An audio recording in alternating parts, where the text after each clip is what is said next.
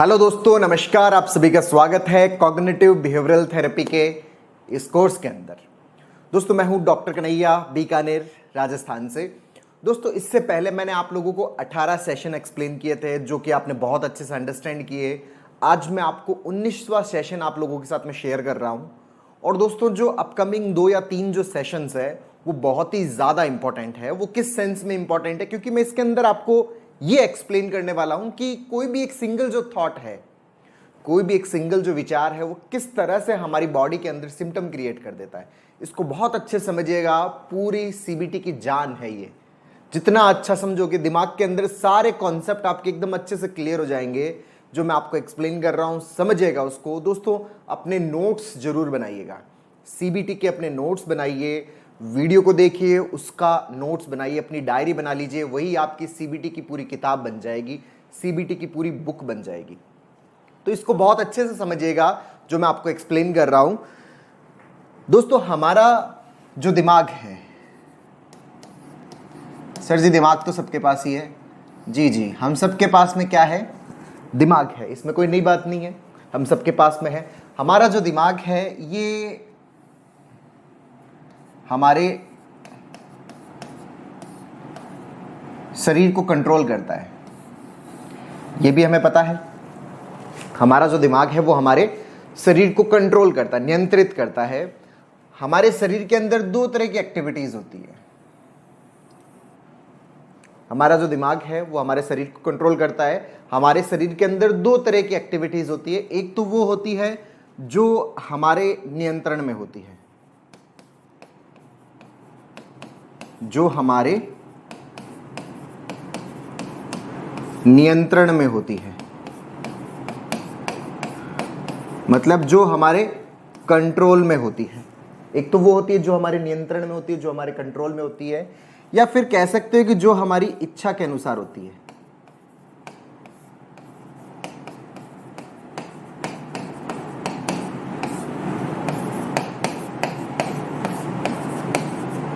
जो हमारी इच्छा के अनुसार होती है। जैसी आपकी इच्छा है वैसा आप कर सकते हो। सर ऐसा होता है क्या? हाँ, जैसे मेरा मन किया हाथ उठाने का, ये लो मैंने हाथ उठा लिया। मेरा मन किया कुछ बोलने का, मैंने बोल लिया। मेरा मन किया कुछ देखने का, मैंने देख लिया। मेरा मन किया प्यास लगी पानी पीने का, मैंने पानी पी लिया। मेरा मन किया कहीं पर घूमने का, मैं घूम के आ गया। मेरा मन किया डांस करने का, ये लो मैं डांस कर लिया।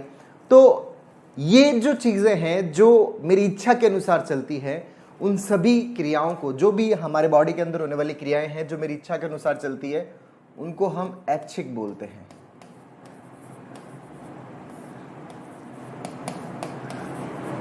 जितनी भी ऐसी क्रियाएं जो आपकी इच्छा के अनुसार चलती है, जो आपके मन के अनुसार चलती है, जैसा आप सोचते हो, जैसा आप प्लान करते हो, उसके अनुसार चलती है, उन सबको हम क्या बोलते हैं?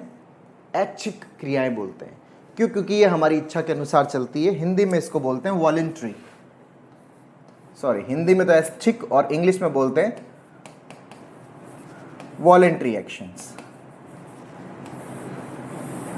तो सर आप हिंदी को इंग्लिश और इंग्लिश को हिंदी कर रहे हो? जी। हमारे बॉडी के अंदर ऐसी जितनी भी क्रियाएं जो आपके इच्छा के अनुसार होती है, जो आपके मन के अनुसार होती है, जैसा आप सोचते हो वैसा आप कर सकते हो, जैसा आप चाहते हो वैसा आप कर लेते हो, उन सबको क्या बोलते हैं? हम ऐच्छिक क्रियाएं बोलते हैं। और कितना मज़ेदार होता है, ये पूरी दुनिया भी हमारी इच्छा के अनुसार चलती। मैं कहता रुक जाए तो रुक जाए, मैं कहता चल लो तो चल ले, तो कितना आनंद आता है। सर उसका तो कहना ही क्या, उसका तो मज़ा ही अलग है। तो ये तो है ऐच्छिक, हमें इनसे कोई मतलब नहीं है। हमें जो मतलब है, हमारी बॉडी के अंदर बहुत सारी ऐसी क्रियाएं भी होती हैं जो हमारे नियंत्रण में नहीं होती।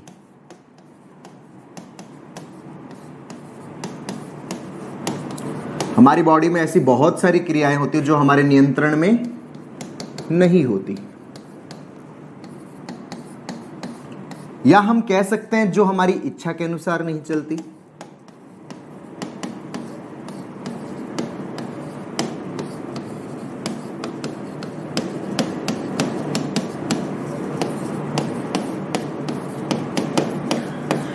मतलब हमारी बॉडी में ऐसी बहुत सारी क्रियाएं हैं जो हमारी इच्छा के अनुसार नहीं चल रही। अच्छा, जो इच्छा के अनुसार नहीं चलता उसको बोलते हैं अनऐच्छिक। हिंदी में एक बहुत ही खूबसूरत सा वर्ड है, उसको बोलते हैं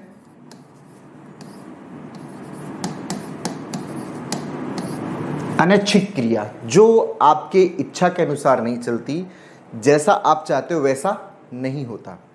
इंग्लिश में इसको बोलते हैं इनवॉलेंट्री। सर आपको अंग्रेजी आती है? मुझे अंग्रेजी आती भी है, अंग्रेजी जाती भी है। तो ये क्या है? अनैच्छिक, मतलब जो आपकी इच्छा के अनुसार नहीं होती। ऐसी क्रियाएं होती है। सर मेरे बॉडी के अंदर तो सब कुछ देखो मेरे कंट्रोल में है, सब कुछ मेरे हाथ के अंदर है, मेरे नियंत्रण में है, शरीर में मेरे सब कुछ मेरे कंट्रोल के अकॉर्डिंग चलता है। ये आपका वहम है। ऐसा बिल्कुल भी नहीं है कि सब कुछ आपके कंट्रोल में है, सब कुछ आपके नियंत्रण में। अभी देखो मैं आपको बता रहा हूं कि बहुत सारी चीजें आपके कंट्रोल में नहीं है। ये जितनी भी अनैच्छिक होती है, जो अपने आप चलती है, अपने आप मतलब ऑटोनॉमस, ये जितनी भी चीजें हैं ये हमारे ऑटोनॉमिक नर्वस सिस्टम से कंट्रोल होती है। ये हमारे ANS का मतलब क्या है? ए फॉर ऑटो, टैक्सी वाला, autonomic, N for nervous, S for system. तो ये जितनी भी चीजें हैं जो अपने आप चलती है वो किसके थ्रू होती है? हमारे ऑटोनॉमिक नर्वस सिस्टम के थ्रू होती है, हमारे ANS के थ्रू होती है। आपने देखा होगा हमारे घर के अंदर एक ऑटोमेटिक टेलीविज़न आता है आजकल, ऑटोमेटिक वॉशिंग मशीन आती है, ऑटोमेटिक हमारे घर के अंदर AC आते हैं, इन्वर्टर आता है। इन्वर्टर तो वैसे ही ऑटोमेटिक होता है। प्लेन के अंदर एक ऑटो पायलट मोड होता है जिसमें पायलट नहीं होता, प्लेन अपने आप उड़ता है, अपने आप चलता है। तो ये सारी जो चीज़ें हैं वो किसके थ्रू है? वहीं से एक वर्ड उठाया हुआ है, ऑटो, मतलब अपने आप, जो अपने आप कंट्रोल होता है, जो अपने आप नियंत्रित होता है, उसको हम बोलते हैं ऑटोनॉमिक नर्वस सिस्टम। हमारी बॉडी के अंदर ऐसा है। सर मेरे बॉडी में तो सब कुछ मेरे कंट्रोल में है। बेटा ये हमारा वहम है, ऐसा कभी भी नहीं है। बहुत सारी चीज़ें अभी तो मैं आपको बताऊंगा, मोर देन 90% हिस्सा है ना वो आपके कंट्रोल में नहीं है। देखिए जो हमारी अनैच्छिक चीज़ें हैं, जैसे हमारा जो हार्ट है, ये हमारे कंट्रोल में नहीं है। हमारे हार्ट की जो सामान्य हार्ट रेट होती है वो 72 बीट्स पर मिनट होती है। तो ये हार्ट जो है वो लगातार धड़कता रहता है, लगातार कॉन्ट्रैक्ट होता है, लगातार संकुचित होता है और शिथिल होता है, मतलब एक्सटेंड होता है, फिर से कॉन्ट्रैक्ट होता है, फिर से एक्सटेंड होता है। ये जो हार्ट की रेट है ये आपके कंट्रोल में नहीं है। आपने किसी दिन सोचा कि सर आज तो कोई काम ही नहीं करना, चलो आज सो लेते हैं, तो आज रेस्ट करेंगे, तो हार्ट को भी आपने बोल दिया कि भाई तू भी छुट्टी पे चला जा, 72 बार मत धड़क, तू 30 या 40 बार धड़क। तो इज इट पॉसिबल? नो, ये पॉसिबल नहीं है। आपको आज बहुत ज़्यादा दौड़ना है, बहुत ज़्यादा एनर्जी की ज़रूरत पड़ेगी, तो आपने क्या किया कि हार्ट को बोल दिया आज तो 200-300 बार धड़कना है। ये भी पॉसिबल नहीं है। हार्ट अपने आप चलता है, आप चाहकर धड़कन को कंट्रोल नहीं कर सकते। ये अपने आप चलती है, अपनी मस्ती में मस्त रहता है ये। तो ये जो हार्ट रेट है ये भी हमारे कंट्रोल में नहीं है। ये क्या है? हमारा ऑटोनॉमिक नर्वस सिस्टम का पार्ट है, हमारे ANS का पार्ट है। और भी है क्या सर? बहुत सारा है। हमारा जो रेस्पिरेटरी रेट है, सर हम अंग्रेजी नहीं जानते, कोई दिक्कत नहीं है। जो हमारा सांस की गति है,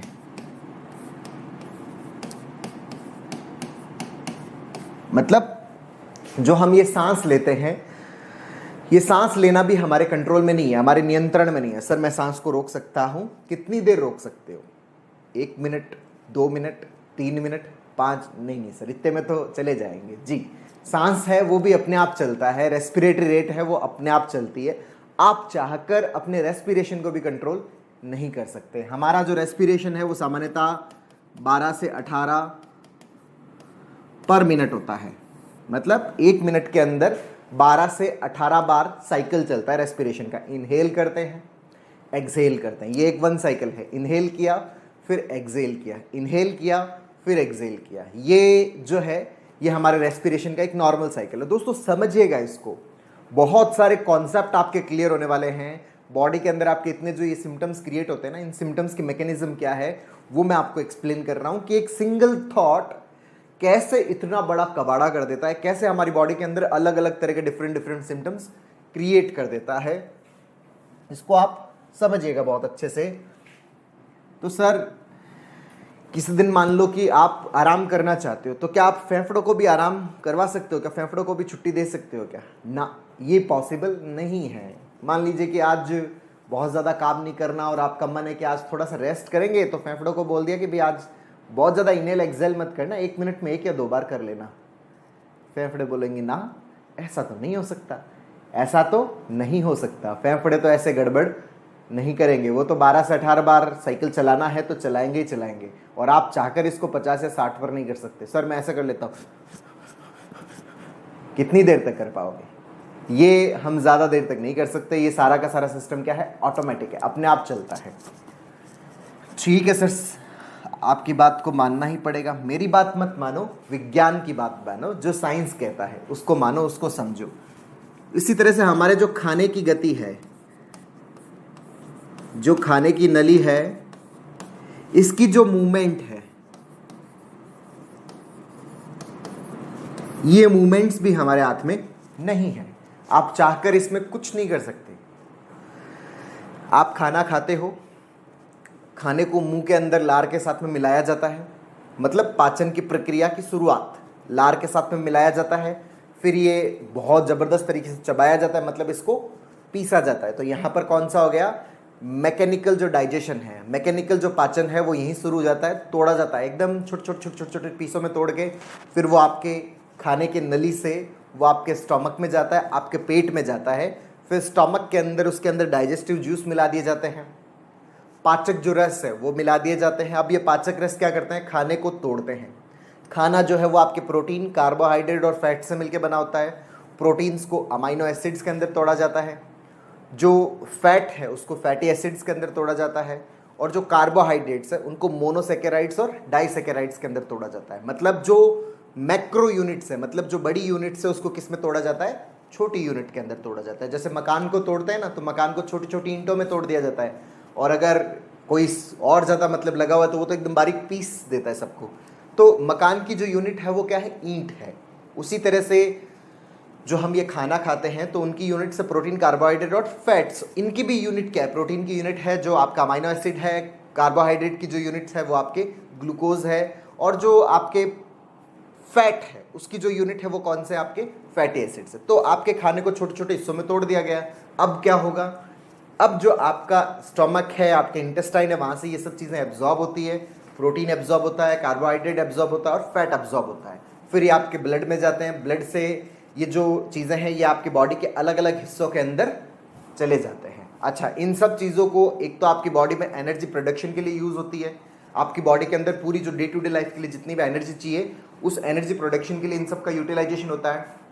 दूसरा, बॉडी का जो मेंटेनेंस है। अब पूरे दिन आप कुछ ना कुछ काम करते रहते हो, इंजरी होती रहती है, वो इंजरी अपने आप हील होती रहती है, मतलब मेंटेनेंस के लिए भी हमें चाहिए। तो इसमें से कुछ हिस्सा है वो मेंटेनेंस के अंदर यूज हो जाता है, और कुछ हिस्सा स्टोर कर लिया जाता है, सेव कर लिया जाता है कि फ्यूचर में अगर एनर्जी की जरूरत पड़ेगी तो उसको यूटिलाइज कर लिया जाता है। तो इन तीनों प्रोसेस के अंदर ये पूरा का पूरा खाना जो है वो यूज होता है। उसके बाद में जो एक्सक्रीटरी प्रोडक्ट्स है, जो वेस्ट मटेरियल्स है, उन सबको आपके ब्लड में डाल दिया जाता है।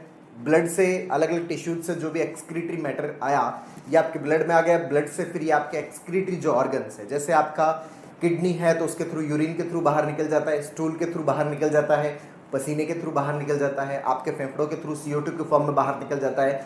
जो गैसियस अपशिष्ट होते हैं, जो गैसियस वेस्ट मटेरियल है, वो आपके फेफड़ों के थ्रू बाहर निकल जाते हैं। तो ये सारा का सारा जो प्रोसेस है ना, ये आपके हाथ में नहीं है।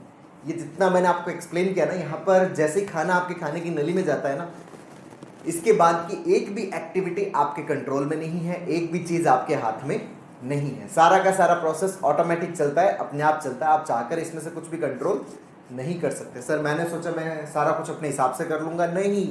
खाना जैसे ही स्टमक में जाता है, अब आप अपने आप को ये मैसेज थोड़ी देते हो कि भैया अब चला गया है तो भाई जो गैस्ट्रिक जूस है, जो डाइजेस्टिव जूस है, उसको रिलीज किया जाए खाने को तोड़ने के लिए। प्रोटीन, कार्बोहाइड्रेट्स, फैट्स बन गए, अब इनको एब्जॉर्ब किया जाए, अमाइनो एसिड्स को एब्जॉर्ब किया जाए, एनर्जी प्रोडक्शन में यूज किया जाए। आप ऐसे इंस्ट्रक्शंस थोड़ी देते हो। ये सब कुछ अपने आप चलता है, ऑटोमेटिक चलता है।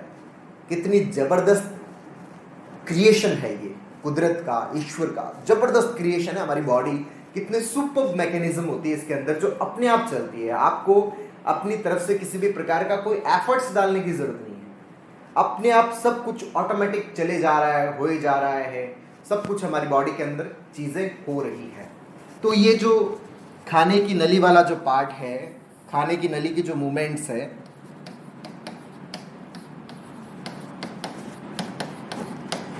ये मूवमेंट्स हमारे कंट्रोल में नहीं है, हमारे हाथ में नहीं है। और भी है क्या सर? अरे अभी तो शुरुआत किया है, अभी तो और भी पता चलेगा। इसके अलावा जो हमारी बॉडी के अंदर जो हार्मोन्स है, इनका जो फ्लो है वो भी आपके कंट्रोल में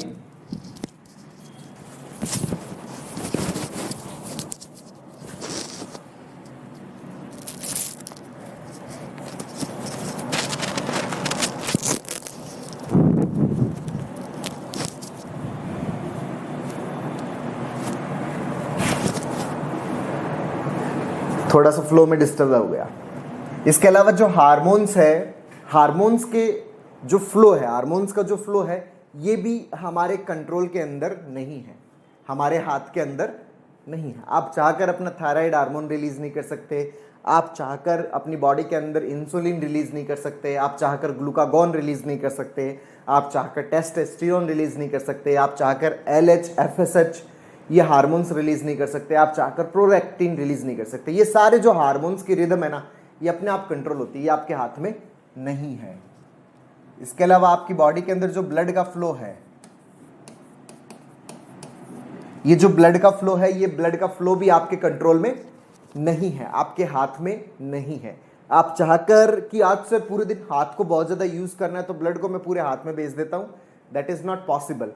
आप चाहकर कि आज तो दिमाग को बहुत ज्यादा यूज करना है तो सारा का सारा ब्लड फ्लो मैं दिमाग की तरफ भेज देता हूं, ये पॉसिबल नहीं। आज तो पैदल चलना है, पाँव से बहुत ज्यादा चलना है तो आप सारा का सारा ब्लड फ्लो पाँव की तरफ भेज दो, ये संभव नहीं है। तो हमारे अंदर जो ब्लड का फ्लो है ये भी क्या है, ऑटोमेटिक है, अपने आप चलता है, ये आपके कंट्रोल में नहीं है, ये आपके नियंत्रण में नहीं है।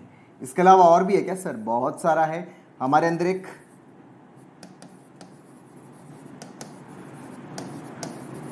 बायोलॉजिकल क्लॉक होती है सर, एक तो मेरे घर पे है, एक तो मेरे घर में घड़ी है, ये है बायोलॉजिकल क्लॉक। बायोलॉजिकल क्लॉक क्या होता है, जैसे एक दीवार पे घड़ी होती है वैसे ही हमारे दिमाग के अंदर भी घड़ी होती है। अगर आप उस घड़ी को नहीं भी देखते तब भी आपकी बॉडी के अंदर एक रिदम चलती है, आपकी बॉडी के अंदर एक खाने का साइकिल है, फूड साइकिल है। आप एक जनरली फिक्स टाइम पर ही आप जनरली भोजन लेते हो और फिक्स टाइम पे आप सोते हो, स्लीप का साइकिल है, वर्क का साइकिल है, ये सारी चीजें क्या है, बायोलॉजिकल रिदम का पार्ट है। स्लीप साइकिल है, हमारे अंदर फूड साइकिल है,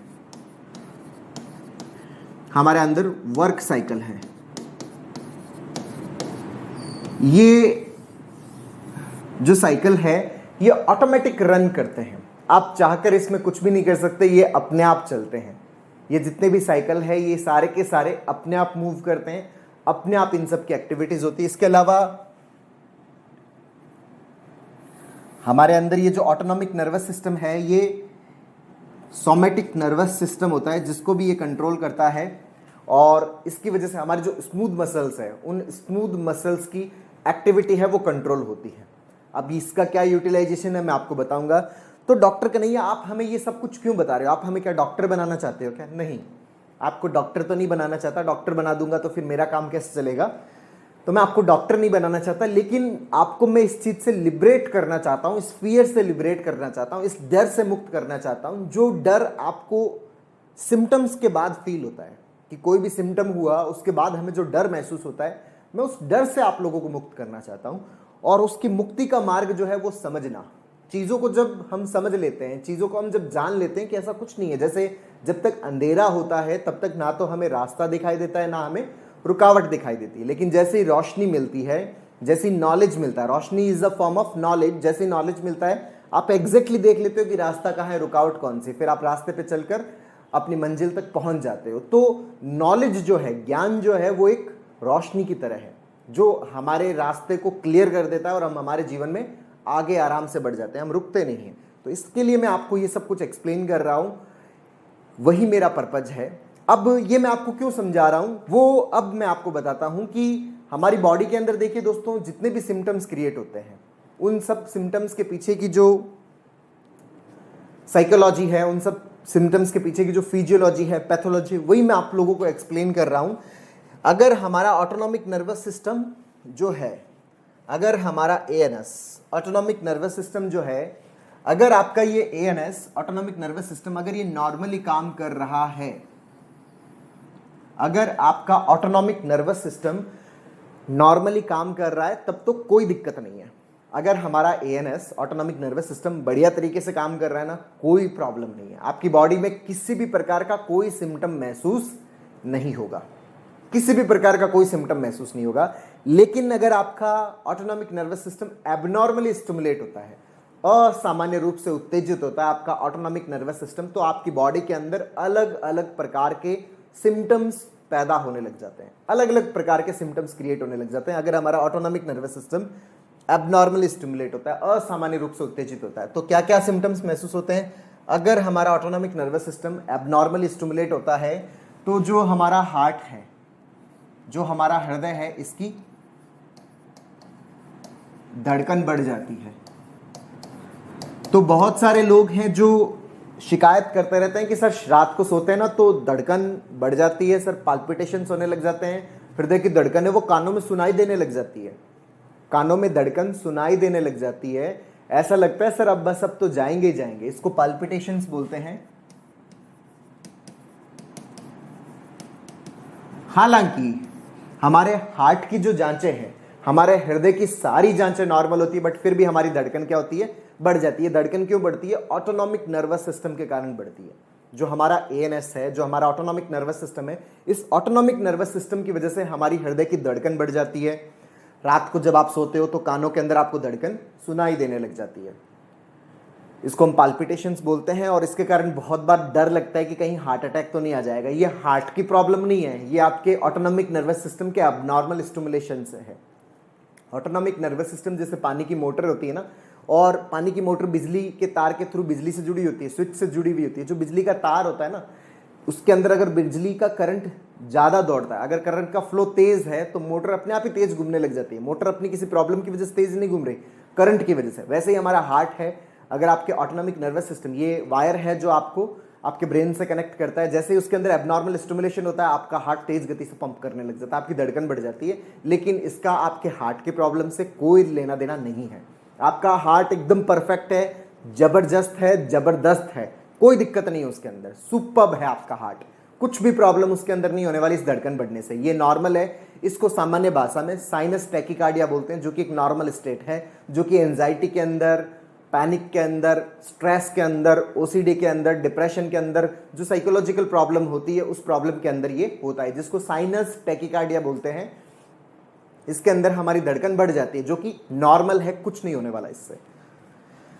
तो ये तो है अगर हमारा autonomic nervous system abnormally stimulate होता है। तो कुछ लोगों के अंदर धड़कन बढ़ जाती है, कुछ लोगों के अंदर जो हमारा रेस्पिरेटरी रेट है, अच्छा धड़कन बढ़ती है क्या? हमेशा सर धड़कन बढ़ती है, धड़कन कम भी होती है क्या? हाँ, हमारी एंजाइटी जो होती है, हमारा ऑटोनॉमिक नर्वस सिस्टम के दो फेज होते हैं। सबसे पहला फेज होता है डिफेंस का फेज, मतलब हमारी बॉडी लड़ रही होती है उस प्रॉब्लम से, तो धड़कन बढ़ती है। फिर बाद में हमारी बॉडी जब सरेंडर कर देती है, तो सरेंडर के अंदर हमारी जो धड़कन है वो कम भी हो जाती है। तो कुछ लोगों के अंदर जो हार्ट रेट है वो कम भी हो जाती है। तो दोनों ही पार्ट इसके अंदर देखने को मिलते हैं, ठीक है।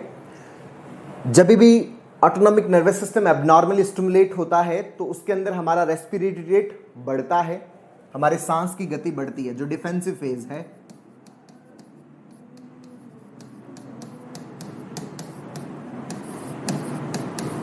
तो सर सांस की गति बढ़ती है तो उससे होता क्या है?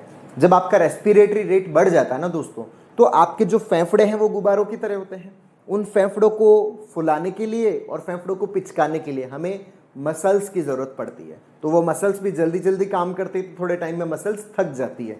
और जब आपकी वो मसल्स थक जाती है, तो फिर फेफड़ों के नीचे जो डायफ्राम है, डायफ्रामेटिक रेस्पिरेशन स्टार्ट होता है, जो कि एक कॉन्शियस टाइप का रेस्पिरेशन होता है। इसमें ऐसे फील होता है, हालांकि वो अपने हिसाब से चल रहा होता है, लेकिन ऐसा फील होता है कि जैसे हम कॉन्शियसली रेस्पिरेशन ले रहे हैं, मतलब सोच सोच कर हम सांस ले रहे हैं, ऐसा सा महसूस होता है।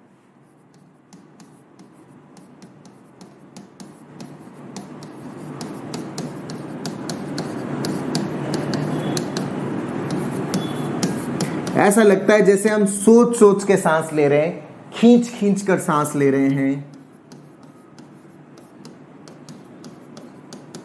या मुंह खोल कर सांस ले रहे हैं।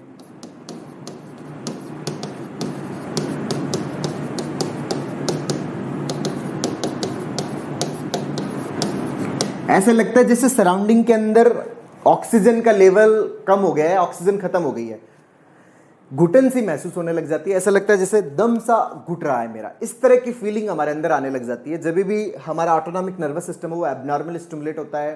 सांस है वो खींच खींच के लेना पड़ता है, सोच सोच के सांस लेने लग जाते हैं हम लोग। ऐसा लगता है जैसे सांस के बारे में अगर सोचा नहीं तो सांस आएगा नहीं, मुंह खोलकर सांस लेने लग जाते हैं, बार बार उबासियां आने लग जाती है। सामने आप किसी से बात कर रहे होते हो और ये जैसे ही आप कॉन्शियस होते हो कि अरे यार सांस की दिक्कत ना हो जाए, और उतने में तो आपकी दिक्कत होने लग जाती है। तो ये जो सांस की दिक्कत है, अब यहाँ से लोगों को डर लगता है कि सर कहीं कोई कोरोना तो नहीं हो गया, कहीं कोई कैंसर तो नहीं हो गया, कहीं कोई अस्थमा तो नहीं हो गया। ये कुछ भी नहीं है, फेफड़े की सारी जांचें नॉर्मल है, आपके पीएफटी नॉर्मल है, आपका एक्सरे नॉर्मल है, तो बढ़िया एकदम। ये जो दिक्कत हो रही है किसकी वजह से हो रही है? आपके ऑटोनॉमिक नर्वस सिस्टम की वजह से हो रही है, और कोई भी वजह नहीं है इस चीज के होने का। जो हमारा ऑटोनॉमिक नर्वस सिस्टम है, जो हमारे दिमाग से हमारी पूरी बॉडी को कनेक्ट करता है, हमारी बॉडी का हर एक ऑर्गन ऑटोनॉमिक नर्वस सिस्टम के माध्यम से हमारा दिमाग से कनेक्ट होता है। जैसे हमारे घर के अंदर जितनी भी कमरे हैं, उन सब के अंदर जितने भी इंस्ट्रूमेंट्स है, इलेक्ट्रिक इंस्ट्रूमेंट्स है, वो सारे के सारे किससे कनेक्टेड होते हैं? आपके मीटर से कनेक्टेड होते हैं घर के। उसी तरह से हमारे जितने भी ऑर्गन्स है वो सारे के सारे ऑर्गन किससे कनेक्टेड होते हैं? हमारे दिमाग से कनेक्टेड होते हैं। किसके थ्रू? ऑटोनॉमिक नर्वस सिस्टम के थ्रू। ये आपका जो एएनएस है ना, ये आपकी बॉडी में हर एक जगह पर है, यहाँ पे यहाँ पे यहाँ पे यहाँ पे सब जगह आपका ये ऑटोनॉमिक नर्वस सिस्टम है। तो जब भी हमारे ऑटोनॉमिक नर्वस सिस्टम में एबनॉर्मल स्टिमुलेशन होता है तो हमारे रेस्पिरेशन के अंदर इस तरह की प्रॉब्लम हमें फील होती है। ऐसा लगता है जैसे सांस नहीं लिया ना तो सांस रुक जाएगा। हालांकि आपका जो SpO2 है, मतलब आपके ब्लड के अंदर जो ऑक्सीजन का सैचुरेशन है वो एकदम नॉर्मल होता है, वो एकदम सामान्य होता है, उसके अंदर कोई प्रॉब्लम नहीं होती, बट फिर भी हमें क्या हो रही होती है? तकलीफ हो रही होती है। बॉडी पूरी नॉर्मल होती है लेकिन फिर भी प्रॉब्लम हो रही होती है। मैं प्रॉब्लम से डिनाई नहीं कर रहा, लेकिन मैं आपको बता रहा हूं कि इस प्रॉब्लम के पीछे का रूट कॉज क्या है। वो है आपका ऑटोनॉमिक नर्वस सिस्टम, जिसकी वजह से ये सब कुछ हो रहा है। अच्छा, खाने की नली से रिलेटेड बहुत सारे लोगों के अंदर ये प्रॉब्लम्स क्रिएट होती है। क्या प्रॉब्लम क्रिएट होती है कि जो खाने की नली है, जब भी आपका ऑटोनॉमिक नर्वस सिस्टम स्टिमुलेट होता है, एबनॉर्मली स्टिमुलेट होता है, तो खाने से रिलेटेड अलग अलग तरह की प्रॉब्लम्स होने लग जाती है। अच्छा, किस तरह की प्रॉब्लम्स होने लग जाती है? जैसे कुछ लोगों के पेट में गैस बनने लगती है। सर मेरे गैस बहुत ज़्यादा बनती है, तो कुछ के गैस बनने लग जाती है, कुछ के कॉन्स्टिपेशन हो जाता है, कुछ के लूज मोशंस होने लगते हैं, कुछ लोगों के साथ में लूज मोशंस होने लग जाते हैं। अच्छा, इसके साथ में जैसे खाना है वो प्रॉपर पचता नहीं है, मुंह में कुछ भी खाया पेट मटकी की तरह फूल गया, कुछ भी खाया पेट मटकी की तरह फूल गया। सर एक दो निवाला लेता हूं उसमें ऐसा लगता है जैसे पेट मटकी की तरह फूल गया। यस, इस तरह की फीलिंग आने लग जाती है कि थोड़ा सा भी कुछ भी खाया तो पेट ऐसे फूल गया। तो ये भी किसकी वजह से? आपके ऑटोनॉमिक नर्वस सिस्टम की वजह से है, जिसमें कई बार लूज मोशंस होते हैं, कॉन्स्टिपेशन होते हैं, पेट में क्रैम्प आने लग जाते हैं, जिसको मरोड़े बोलते हैं, दर्द होने लग जाता है पेट में, अचानक सिवियर पेन होता है, और उसके बाद में दस्त लगती है या फिर उल्टी होती है, नाउजिया जैसा फील होता रहता है। हर वक्त ऐसा लगता रहता है जैसे मुझे कुछ ना कुछ उल्टी हो जाएगी। ये जिनको हम IBS लाइक सिम्टम्स बोलते हैं, इरिटेबल बाउल लाइक सिंड्रोम बोलते हैं। तो ये जो IBS वाला सिम्टम है ये भी किसकी वजह से होता है? आपके ऑटोनॉमिक नर्वस सिस्टम की वजह से होता है। ये सारे सिम्टम्स IBS की हैं, और IBS के पीछे का जो रूट कॉज है वो क्या है? आपका ऑटोनॉमिक नर्वस सिस्टम, मतलब स्ट्रेस। तो पेट के अंदर भूख आपको लग नहीं रही होती, खाना आपका पच नहीं रहा होता, पेट के अंदर गैस बन रही होती है, कभी कॉन्स्टिपेशन हो जाता है, कभी लूज मोशंस हो जाता है, पेट मटकी जैसा फूल जाता है, ब्लॉटिंग होती रहती है, बार बार गैस पास होती रहती है। ये जितनी भी चीजें हैं ये सारी की सारी किसकी वजह से हो रही है? आपके ऑटोनॉमिक नर्वस सिस्टम की बदौलत। जो आपका ANS है, जो आपका ऑटोनॉमिक नर्वस सिस्टम है, उस ऑटोनॉमिक नर्वस सिस्टम की बदौलत ये सारे के सारे सिम्टम्स हमें फील होने लग जाते हैं। अच्छा, इसके अलावा भी और फील होते हैं, बहुत बहुत सारे फील होते हैं अभी तो। अच्छा, जब भी आपका autonomic nervous system abnormally stimulate होता है तो जो महिलाएं हैं, महिलाओं में अक्सर पीरियड्स की प्रॉब्लम होती है। कभी पीरियड्स है वो जो है वो ऑन टाइम है उस पर नहीं आता, जल्दी आने लग जाता है या फिर डिले आने लग जाता है। जब भी वो अंडर स्ट्रेस होते हैं, उनका ऑटोनॉमिक नर्वस सिस्टम है वो एबनॉर्मल स्टिमुलेट होता है, तो पीरियड्स या तो 15-20 दिनों से आने लग जाता है, या फिर ये 1.5 महीने से 2 महीने से 3 महीने से इस तरह से आने लग जाता है। बॉडी के अंदर कई सारे हार्मोनल चेंजेस होने लगते हैं, जैसे इसकी वजह से टेम्पररी स्ट्रेस जो होता है उसकी वजह से टेस्टोस्टेरोन का लेवल है वो गड़बड़ हो जाता है, इंसुलिन का लेवल गड़बड़ होता है, बॉडी के अंदर जो ग्रोथ हार्मोन है उनका लेवल गड़बड़ होता है, बॉडी के अंदर जो कॉर्टिसोल है जो स्ट्रेस हार्मोन है उसका लेवल बढ़ता है। तो हमारी बॉडी के अंदर कई सारे हार्मोनल चेंजेस आते हैं, बहुत सारे तरह के हार्मोनल चेंजेस है जो किसकी वजह से आते हैं, आपके ऑटोनॉमिक नर्वस सिस्टम की वजह से आते हैं। और ये जो ब्लड फ्लो है, इस ब्लड फ्लो में भी प्रॉब्लम क्रिएट होती है। दोस्तों जब भी हमारा autonomic nervous system abnormal stimulate होता है तो हमारे जो पेरिफेरल ऑर्गन्स हैं, जैसे हमारे हाथ और पांव, इन पेरिफेरल ऑर्गन्स की तरफ ब्लड फ्लो बढ़ता है, सेंट्रल ऑर्गन्स की तरफ ब्लड फ्लो कम होता है। तो जब ये स्थिति क्रिएट होती है, जब सेंट्रल ऑर्गन्स की तरफ ब्लड फ्लो कम होता है, पेरिफेरल ऑर्गन्स की तरफ ब्लड फ्लो बढ़ता है, तो उसकी वजह से कई बार सिंकोपल अटैक्स आ जाते हैं, कई बार जैसे चक्कर जैसा है वैसा फील होने लग जाता है। अब ये सिंकोपल अटैक कोई हार्ट अटैक नहीं है, नॉर्मल ऐसे बेहोशी जैसा फील होने लग जाता है। आंखों के आगे अंधेरा जैसा महसूस होता है,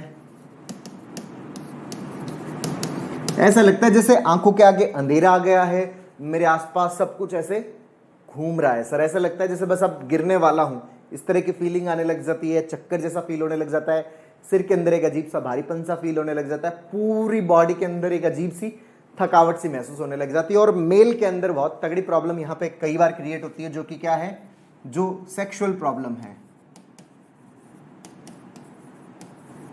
अब जब सेंट्रल ऑर्गन की तरफ ब्लड का फ्लो कम होता है तो उसकी वजह से मेल के अंदर इरेक्टाइल डिस्फंक्शन की प्रॉब्लम क्रिएट होती है, या फिर कई बार पीएमई की प्रॉब्लम हो जाती है, प्रीमेच्योर इजैकुलेशन, शीघ्र पतन की समस्या हो जाती है, लिंग में तनाव की कमी महसूस होती है, या फिर सेक्सुअल ड्राइव में कमी, ये फीमेल में भी होता है।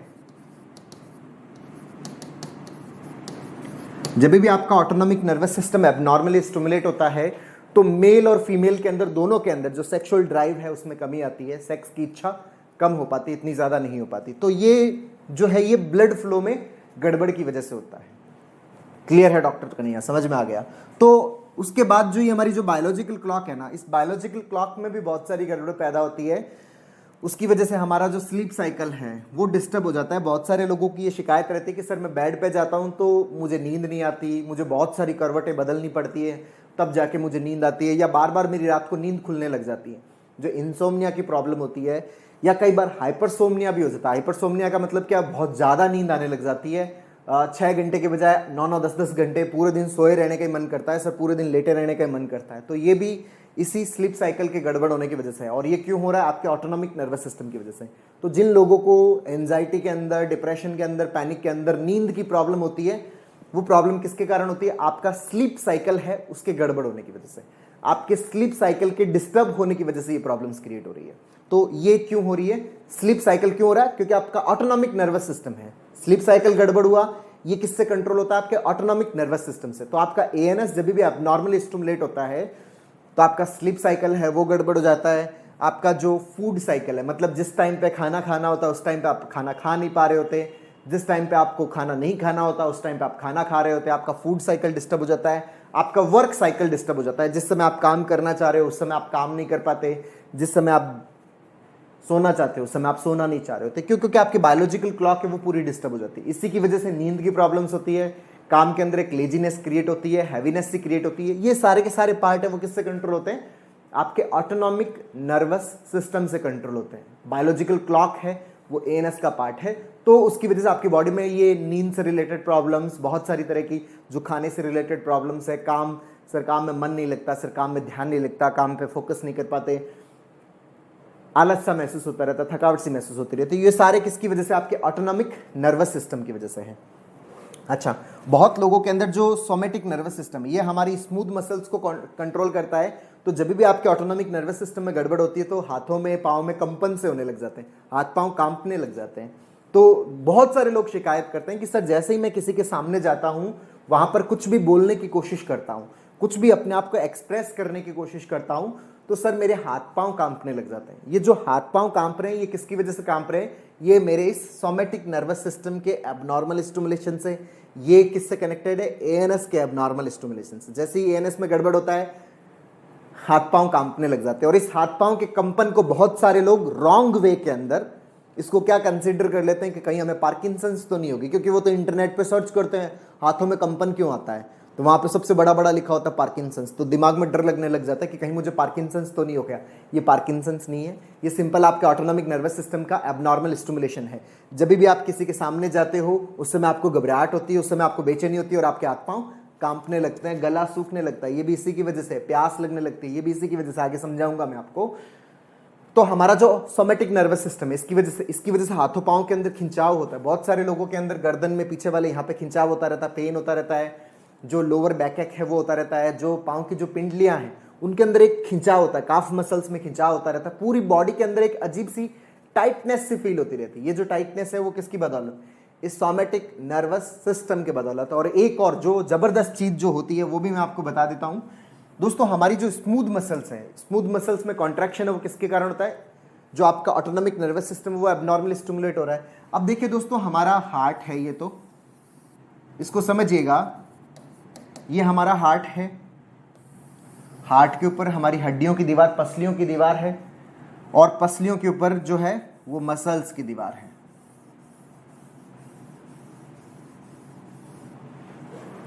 मसल्स के ऊपर फैट है और फैट के ऊपर चमड़ी है। ठीक है। अब आपका जो एएनएस है, ऑटोनॉमिक नर्वस सिस्टम, ये एएनएस आपके इन मसल्स से जुड़ा हुआ है, ये एएनएस आपके हार्ट से जुड़ा हुआ है।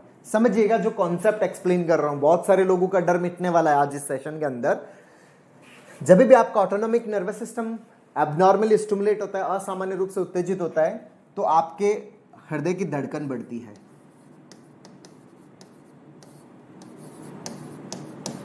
हमारे हार्ट की रेट बढ़ती है, हमारे हृदय की धड़कन बढ़ती है। और साथ में जो आपका एएनएस है, आपकी ये जो मसल्स है, इन मसल्स के अंदर भी क्या करवाता है? कॉन्ट्रैक्शन करवाता है। कॉन्ट्रैक्शन का मतलब मसल्स है वो अंदर की तरफ खींचती है। तो जैसे ये अंदर की तरफ खींचती है तो हमारी जो चेस्ट वॉल है उसके ऊपर दबाव पैदा होता है, तो हमारी चेस्ट में हमें भारीपन सा महसूस होता है। और यही जो दबाव है, यही जो प्रेशर है, क्योंकि जब हम स्ट्रेस में होते हैं, एंजाइटी में होते हैं, तो उस समय हमारी पेन थ्रेशोल्ड कम हो जाती है। तो यही जो प्रेशर है ना वो दर्द का रूप ले लेता है, तो उसके कारण हमें चेस्ट में पेन होने लगता है। ये चेस्ट में पेन इन मसल्स की वजह से है, हार्ट की वजह से नहीं है। चेस्ट में जो पेन है वो इन मसल्स की वजह से है, हार्ट की वजह से नहीं है। जैसे ही हमें स्ट्रेस होता है, किसी के डेथ का सुन लिया, किसी के हार्ट अटैक का सुन लिया, किसी के कोरोना का सुन लिया, किसी के कैंसर का सुन लिया, बस हमारे चेस्ट में पेन होने लग जाता है। ये हमारी चेस्ट में पेन क्यों होता है? क्योंकि हमारी इन मसल्स के अंदर क्या होता है? कॉन्ट्रैक्शन होता है, मसल्स के अंदर खिंचाव होता है, मसल्स के अंदर दबाव होता है। और चूंकि हम स्ट्रेस में होते हैं, एंजाइटी में होते हैं, उस समय हमारा जो पेन थ्रेशोल्ड है वो कम हो जाता है। पेन थ्रेशोल्ड कम होने के कारण जो सिंपल सा प्रेशर है वो भी किसका रूप ले लेता है? दर्द का रूप ले लेता है। इसके कारण आपके चेस्ट में पेन होता है। अब राइट साइड में पेन होता है वो तो हमारे दिमाग में चलता नहीं है, लेकिन लेफ्ट साइड का पेन दिमाग में चलता है, क्योंकि लेफ्ट साइड में क्या आपका हार्ट है, और साथ में एएनएस एबनॉर्मली स्टिमुलेट हुआ है, तो आपकी धड़कन भी क्या हो रही है? तेज हो रही है। तो धड़कन तेज होना और चेस्ट में पेन होना, ये दोनों चीजें एक साथ कोरिलेट हो जाती है। और हार्ट अटैक तो नहीं है भाई साहब, ये हार्ट अटैक नहीं है, ये स्ट्रेस है, ये एंजाइटी है, जिसकी वजह से आपके चेस्ट में पेन फील होता है। तो जिन लोगों के चेस्ट में पेन फील होता है वो चीज इसको बहुत अच्छे से समझ लीजिएगा, या चेस्ट में भारीपन फील होता है, सीने में भारीपन फील होता है, तो ये आपके हार्ट से रिलेटेड नहीं है। ये किससे रिलेटेड है? आपकी चेस्ट मसल्स से रिलेटेड है। जो ये मसल्स है ना, इनका कॉन्ट्रैक्शन है, ये हार्ट से रिलेटेड नहीं है। हार्ट की तो सिर्फ धड़कन बढ़ती है। तो इस चीज को समझ लीजिएगा। अब एएनएस से रेस्पिरेटरी प्रॉब्लम भी इसके साथ में होती है, तो बहुत सारी चीजें ऐड हो जाती है। गला सूखता है, ये भी ऐड हो गया, और यार गला सूख रहा है, अंधेरा आ रहा है, चक्कर आ रहे हैं, ये सारी चीजें इसके अंदर हो रही है आपके एएनएस के अंदर। तो ये सारी चीजें हम किससे कनेक्ट करते रहते हैं? कोरिलेट करते रहते हैं हार्ट की प्रॉब्लम से। भाई साहब, अगर आपके हार्ट की जांच नॉर्मल है ना, तो ये हार्ट से रिलेटेड है ही नहीं। ये मैं ये नहीं कह रहा कि आपके सीने में दर्द नहीं हो रहा, मैं ये नहीं कह रहा कि आपकी धड़कन नहीं बढ़ रही, हाँ बढ़ रही है, आपके सांस में दिक्कत हो रही है, आपको चक्कर आ रहा है, लेकिन इसके पीछे का कारण भी तो हमें ढूंढना पड़ेगा ना। जैसे मान लीजिए कि आपके कमरे के अंदर एक बल्ब है, आपने एक बल्ब चेंज किया, आपने दूसरा चेंज किया, आपने तीसरा चेंज किया, आपने चौथा चेंज किया, अभी भी बल्ब आपका जल नहीं रहा, तो क्या अभी भी आप बल्ब ही चेंज करते रहोगे? क्या आप यही बोलते रहोगे क्या कि बल्ब खराब है? नहीं भाई, बल्ब को जहां से करंट मिलती है, हो सकता है उस मीटर में गड़बड़ हो, उसकी वजह से बल्ब ना जल रहा हो। तो ये जितने भी हमारी बॉडी के ऑर्गन्स है ना, ये सारे के सारे बल्ब की तरह है। उनमें अगर कोई प्रॉब्लम हो रही है तो हमें कारण पे जाना है। अगर आपकी जांचें नॉर्मल है, सारे टेस्ट आपके नॉर्मल है, उसके बावजूद अगर आपकी बॉडी के अंदर कोई भी प्रॉब्लम हो रही है तो ये आपके ऑटोनॉमिक नर्वस सिस्टम की बदौलत है। अगर आपको प्रॉब्लम हो रही है तो वो ऑटोनॉमिक नर्वस सिस्टम की बदौलत आपको वो प्रॉब्लम हो रही है, अन्यथा आपको कोई प्रॉब्लम नहीं हो सकती। तो वो किसकी बदौलत है? एएनएस की वजह से। आपकी बॉडी की अगर जांचें सारी नॉर्मल है ना, तो कुछ भी नहीं होने वाला। चाहे चेस्ट में पेन हो, एएनएस की बदौलत। सांस में दिक्कत हो, एएनएस की बदौलत। खाने में दिक्कत हो रही है, एएनएस की बदौलत। अगर आपके खाने में दिक्कत हो रही है, सांस में दिक्कत हो रही है, आपके ब्लड फ्लो में दिक्कत हो रही है, सेक्सुअल प्रॉब्लम्स हो रही है, जांचें सारी नॉर्मल है, कोई दिक्कत नहीं है, एएनएस ठीक होगा ना, सब कुछ आपका ठीक हो जाएगा। तो इस चीज को दोस्तों बहुत अच्छे से अंडरस्टैंड करिएगा, बहुत अच्छे से समझिएगा जो मैंने आपको एक्सप्लेन किया इसका। अब ये जो एएनएस है, जो आपका ऑटोनॉमिक नर्वस सिस्टम है, ये एबनॉर्मली क्यों स्टिमुलेट होता है? अब प्रश्न ये दिमाग में उठता है कि सर हमें ये तो समझ में आ गया, और इसी एएनएस की वजह से पूरे दिन थकावट रहती है, शरीर के अलग अलग हिस्सों में पेन रहता है, दर्द रहता है, नॉर्मल महसूस नहीं कर पाते, थकान सी महसूस होती है, थोड़ा सा भी चल लिया ऐसे लगेगा जैसे बरसों हो गए चलते चलते। तो ये जितनी भी, इसके अलावा भी बहुत सारी प्रॉब्लम्स है जो एएनएस की वजह से होती है। जैसे टिनाइटस है, कई बार कानों के अंदर आवाज सुनाई देने वाला, ये भी पार्ट इसके अंदर होने लग जाता है। हमारी बॉडी में जैसे कई लोगों को कफिंग सी आने लग जाती है, छींकें आने लग जाती है, हिचकियां आने लग जाती है, इसी एएनएस ऑटोनॉमिक नर्वस सिस्टम की बदौलत बहुत सारे सिम्टम्स होते हैं जो इसके कारण होते हैं। तो ये जितने भी सिम्टम्स है ना, ये भी साथ में समझिएगा, ये टेम्पररी है, ये परमानेंट नहीं है। जैसे ही आपका एएनएस नॉर्मल होगा ना, सारा कुछ नॉर्मल हो जाता है। ये जितने भी इंपैक्ट क्रिएट हो रहे हैं, ये सब कुछ नॉर्मल है, ये कोई परमानेंट नहीं है। तो दोस्तों आपने इस चीज को बहुत अच्छे समझा। नेक्स्ट सेशन में आपको ये एक्सप्लेन करूंगा कि जो आपका एएनएस है वो एबनॉर्मली स्टिमुलेट होता क्यों है, उसको भी मैं आपको बहुत अच्छे समझाऊंगा। तो इसको दोस्तों, इसके साथ में अच्छे से नोट्स बनाइए। बहुत ही जबरदस्त कॉन्सेप्ट है जो मैं आप लोगों के साथ में शेयर कर रहा हूं, इसके नोट्स बनाइए, इसको अंडरस्टैंड करिए, इसको समझिए, बार बार देखिए इसको, तभी आपकी कॉन्सेप्चुअल क्लियरिटी बहुत अच्छे से हो पाएगी। तो दोस्तों अपन मिलते हैं नेक्स्ट 20th सेशन के अंदर, जिसमें मैं आपको ये एक्सप्लेन करूंगा कि आपका एएनएस एबनॉर्मली स्टिमुलेट क्यों होता है। तब तक के लिए बहुत बहुत धन्यवाद दोस्तों। जय हिंद, जय भारत।